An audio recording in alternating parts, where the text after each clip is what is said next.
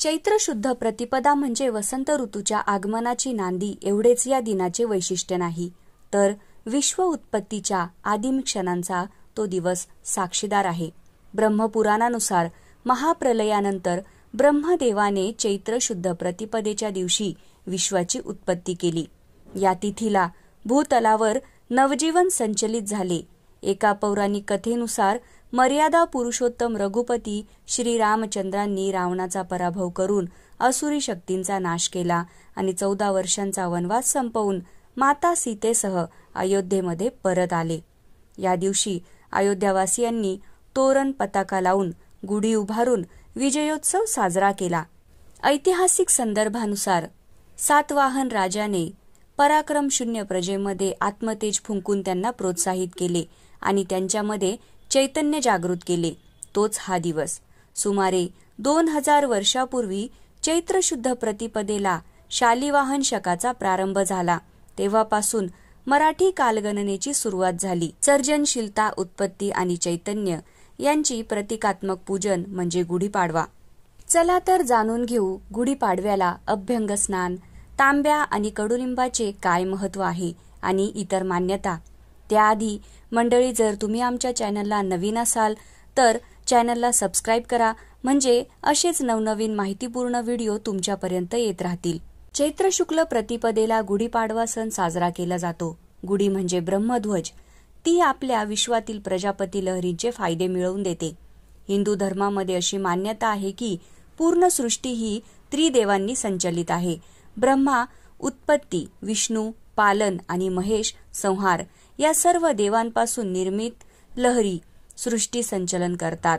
त्यातली ती ब्रह्मलहर म्हणजे प्रजापती लहरी. ब्रह्मदेवांनी विश्वनिर्मिती केली ती पाडव्याच्या दिवशीच आणि पुढे सत्ययुगाची सुरुवात झाली आणि म्हणूनच नूतन वर्षारंभ म्हणून चैत्र शुक्ल प्रतिपदेला गुढीपाडवा साजरा करण्याची पद्धत सुरू झाली. गुढीपाडव्याचं अनुष्ठान सूर्योदयापूर्वी केलं जातं.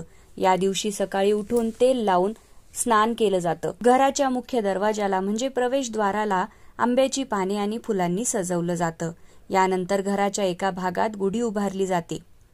आपल्या परंपरेमध्ये आणि संस्कृतीमध्ये गुढीचे अलौकिक महत्त्व आहे. सर्व ऋतूंमध्ये वसंत मीच आहे असे भगवान गीतेत सांगतात. वसंत निसर्गाला नवा बहर देतो. वातावरण आरोग्यदायी असते. या दिवशी अभ्यंग स्नान केल्याने रज तम गुण 1,00,000 एवढे कमी होतात व तेवढ्याच प्रमाणात सत्वगुण वाढतात. गुढीपाडव्याला ब्रह्मांडातील प्रजापती लहरी जास्तीत जास्त पृथ्वीवर पाठवल्या जातात. या लहरी खेचून घेण्याचे काम गुढी करते. तांबे धातू प्रजापती लहरींना आकर्षित करतो. तांब्याचे मुख खाली असल्याने त्या लहरी घरात प्रवेश करतात. प्रजापती लहरींनी संस्कारित तांब्यातून वर्षभर पाणी पिले तर आरोग्य लाभते अशी मान्यता आहे. कडुलिंब जंतुनाशक असल्याने गुढीवर लावले जाते. चैत्र शुद्ध प्रतिपदेला प्रातःकाळी ओवा, मीठ, हिंग, मिरी आणि साखर कडुनिंबाच्या पानांबरोबर वाटून खाल्ले जाते. यामुळे पचनक्रिया सुधारते, पित्तनाश होतो, त्वचा रोग बरे होतात, धान्यातील कीड सुद्धा थांबते. असे अनेक औषधी गुण या कडुनिंबाच्या अंगी आहेत. शरीराला थंडावा देणाऱ्या कडुनिंबाची पाने आंघोळीच्या पाण्यात घालणे आणि ती वाटून खाणे हे आरोग्याच्या दृष्टीने या दिवसांमध्ये हितकर असते. आदिशक्तीचे प्रकटीकरण चैत्र नवरात्रीच्या पहिल्या दिवशी झाले. गुढीची उंच काठी बांबू पसरून तयार केली जाते. काठीला स्वच्छ धुवून त्या काठीच्या वरच्या भागाला रेशमी वस्त्र किंवा साडी गुंडाळतात. काठीला कडुलिंबाची डहाळी, आंब्याची पाने, फुलांचा हार, साखरेची गाठी बांधून त्यावर तांब्या, पितळ किंवा चांदीचे गडू म्हणजे तांब्या किंवा फुलपात्र बसवले जाते. ज्या भागाला गुढी उभारायची आहे तिथली जागा स्वच्छ करून धुवून पुसून घेतली जाते. त्यावर रांगोळी काढून पाट ठेवतात आणि गुढीची काठी ठेवली जाते. तयार केलेली गुढी दारात किंवा गच्चीवर किंवा आपल्या खिडकीमध्येही व्यवस्थित बांधून ठेवता येते. गुढी उभारल्यावर गंध, फुले, अक्षता वाहून गुढीची पूजा करतात. निरंजन लावून उदबत्ती ओवाळतात. दूध, साखर, पेढ्यांचा नैवेद्य दाखवला जातो. तसेच गोडधोडाचा नैवेद्य दाखवला जातो आणि संध्याकाळी सूर्यास्ताच्या वेळी परत हळदी कुंकू, फुले, अक्षता वाहून गुढी उतरवली जाते.